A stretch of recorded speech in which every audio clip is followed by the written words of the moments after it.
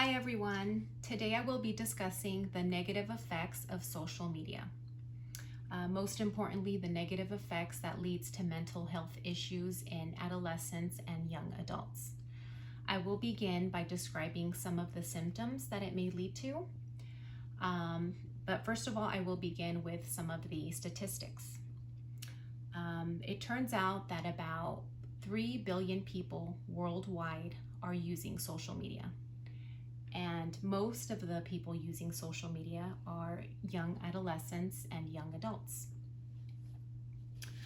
Some of the popular social media platforms include Twitter, Instagram, Facebook, Snapchat. And I can see how many teenagers and young adults spend hours and hours a day on social media. I have 4 teenagers myself, so I know what it's like. It turns out that the average teenager spends over 9 hours a day on social media. Now that's pretty crazy because that's about 1/3 of their day. As a parent, it's pretty concerning because it just takes up their time. They are putting their phones first before doing homework, before just about anything. But most concerning is that it can lead to some type of mental health issue. So I will begin by describing some of the symptoms. The most common is depression amongst teenagers and young adults. With depression, one symptom to look into is you will most likely see the teenager or the young adult withdrawn from family and friends. They will not really want to be socializing with their friends or family. Studies show that teens who spend more than 5 hours a day on their phones will most likely develop some type of depression symptom. Also, there's a lot of cyberbullying going around in social media, so that can obviously lead them to some type of depression. Social media also has the pressure of teenagers comparing themselves to others on social media, and also the pressure of having to portray the perfect life on social media. And of course, in most severe cases, it can lead to suicide. The next symptom that is common is anxiety. And I would say it develops into more of a social anxiety disorder. That has also been reported to increase greatly in teenagers and young adults who use social media excessively. Some of the symptoms include feeling withdrawn, lacking the desire to socialize with their friends, the inability to relax, difficulty concentrating, and feeling the pressure to be available to social media 24/7. It's their constant beeping and vibrating on their phones that once they hear that, they run to their phones and it's automatically, oh my goodness, I need to see that message. So the next symptom that they can also develop is low self-esteem. Again, comparing themselves to others can develop feelings of low self-worth.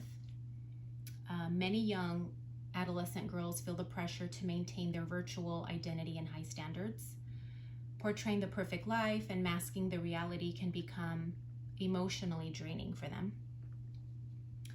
And also with young adolescent girls, they can basically be comparing themselves to celebrities or just, other people that they look up to and basically develop poor image. The next one would be poor sleep. Poor sleep develops using excessive social media. They stay up late on their phones and delay their bedtime, so that leads to poor sleep quality. Also, what is common is the blue light of electronics that researchers say that it actually affects your sleep. because of the fact that there's something in the light that affects a hormone called melatonin, and melatonin is what's helpful in, helping us go to sleep. And of course, if they're lacking sleep, it can lead into chronic insomnia. The next symptom would be that it may lead them to become very lonely. One study showed that 40% of adolescents have reported to feeling lonely with the excessive use of social media. Teens nowadays are pretty much isolated and feeling lonelier than ever before. They are choosing to stay home and be on their phones rather than to go out and socialize. And of course, this can lead to other symptoms such as anxiety and depression. And again, in severe cases, the loneliness can lead to suicide if not treated. So again, it's very, very concerning as a parent that we become aware of our teenagers or young adults' usage of social media, because it can have very negative effects, not only with adolescents, but with adults as well.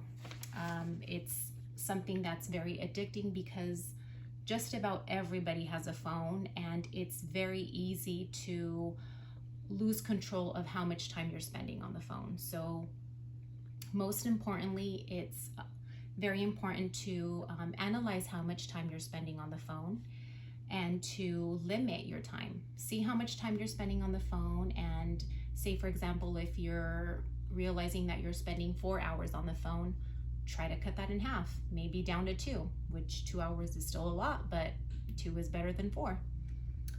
Also try to eliminate using the phone when you're around others, such as your family and friends. Try to set that aside and try to put your family and friends first versus being on social media.